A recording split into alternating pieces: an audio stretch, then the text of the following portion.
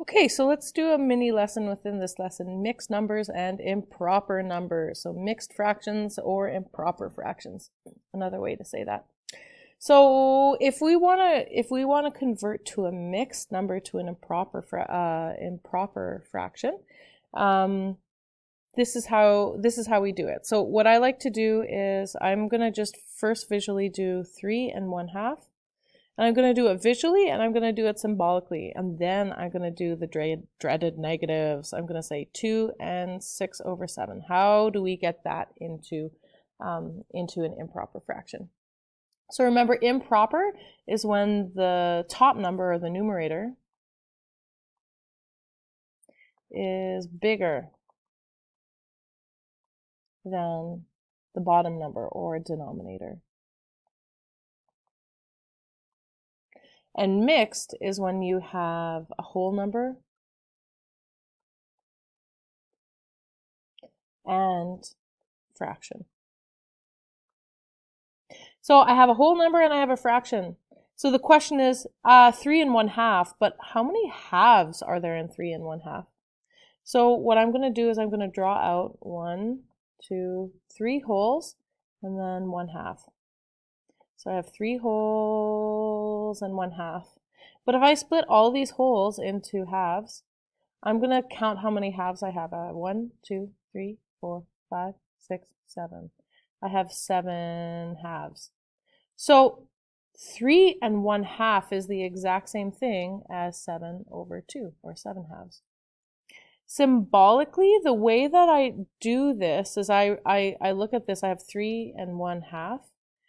And what I do is I multiply the big number by the denominator, and then I add the numerator. So if I go 3 times 2, that's 6, plus 1 is 7. So I'm getting to the exact same thing as we did visually, only I don't have to draw circles. Now, some people really benefit from drawing the circles, and I like seeing that in their work because it means that they're working for them. This is symbolically is much faster, but sometimes we don't know exactly what's happening when we just follow a set of rules. So if it feels like you're just kind of following a set of rules and you don't really know what's going on, I would draw these visual things out, because then your brains are taking in what's actually going on, which is cool. Okay, what about these dreaded negatives here? 2 and 6/7. I'm going to do the exact same thing as I did before. 2 and 6/7. Ooh, 1, 2, 3, 4, 5, 6, 7.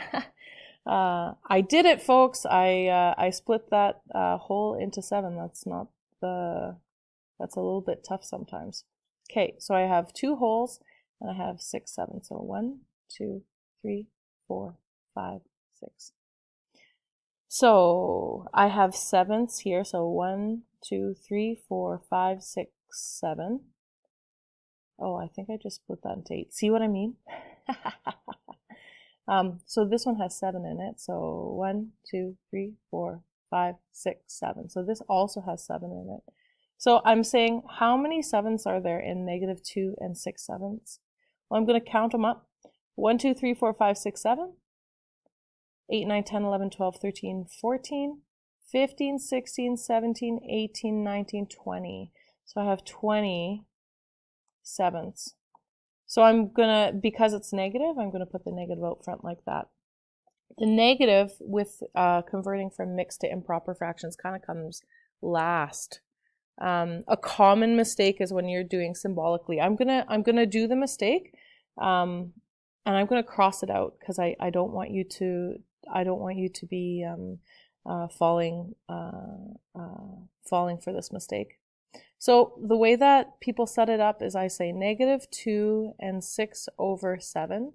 So you take the big number and multiply it by the denominator. So this is the mistake version, okay? So -2 times 7 is -14. -14 plus 6 is -8. So it becomes -8/7. This is not right. You kind of have to pretend that the negative doesn't exist when you're doing this, when you're doing the conversion. You just place the negative here and you're like, okay, awesome. I know the answer is negative. And then you just proceed by pretending that the negative isn't there. So you take the magnitude, for anybody who's a little bit math nerdy, the magnitude. So 2 instead of negative 2. 2 times 7 is 14, plus 6 is 20. So then that becomes 20 over 7. And I make sure that I put the negative down first so I don't lose it. So, so that's how you go from mixed to improper. Let's go from improper to mixed. So visually, let's do this first. So say I have 3 halves.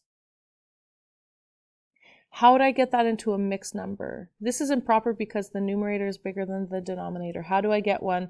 How do I get a fraction with a whole number? Okay, so I'm going to say 3 halves. So if I have a whole, I have 1, 2 halves. And then if I have one more half, I'm going to have 3 halves. So just visually looking at this, I'm saying, okay, I have 1 whole, and then I have 1 half. If I wanted to do this symbolically, I ask, I'm just going to rewrite it here. I'm going to say to myself, 2 goes into 3 one time. So that means that my big number is 1. And then I'm going to say how many halves are left over. The question is, how many left?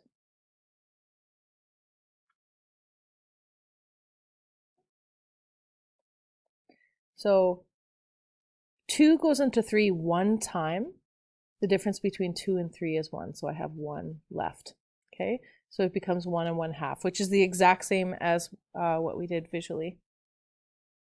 Let's pick a negative. Let's pick a negative example here. I have negative 17 over 5. So I have to draw a whole bunch of fifths. So 1, 2, 3, 4, 5, 6, 7, 8, 6, 7, 8, 9, 10, 11, 12, 13, 14, 15. Ooh, I'm getting close. 16, 17. Okay, good. 1, 2, 3, 1, 2, 3, 4, 5. Okay. That one wasn't so good. I started off so well, but this one didn't end up that good. Okay, so that means that I have 3 wholes and 2 fifths left over. 2 fifths. The mixed number is always going to have the same denominator as the improper. And since the overall sign here is negative, the overall sign here is going to be negative too. So how would we do this symbolically? So if I were to say negative 17 over 5, I would say 5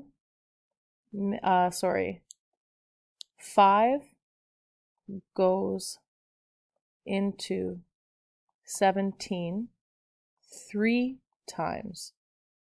Okay, so that means that the big number out front is 3. And then how many are left over? That's the question. So I'm going to say 2 are left. Because 3 times 5 is 15. To get to 17, you have to add 2. So remember, my denominator is going to be the same, and I have 2 left. The one thing that I haven't put down yet is the overall sign on this thing was negative. So the overall sign on this mixed number is also going to be negative.